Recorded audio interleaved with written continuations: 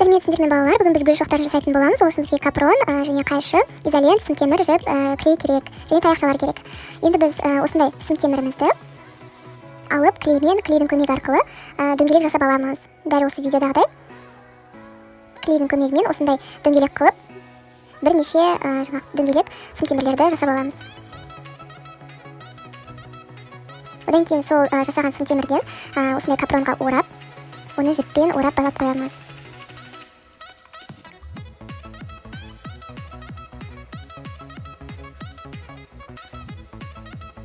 Көріп отырғандарыңыздай, осындай бірнешеуін жасап аламыз. Одан кейін гүл шоғының ортасына осындай губкамен осылай капронды орап,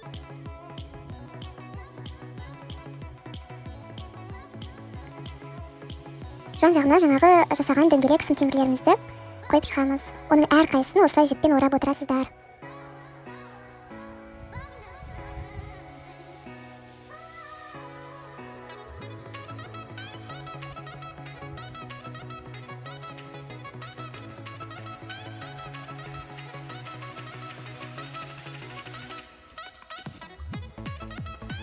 Осылай әр сымтемірді осылай қойғаннан кейін жіппен орап отырамыз әрқайсысын.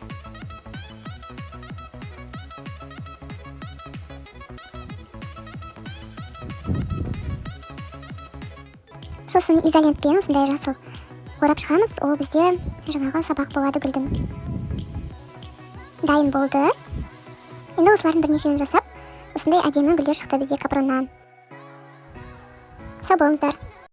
Маған бұл гүлді жасау үшін 2 А4 қағаз және клей және де қайшы ғана керек болды.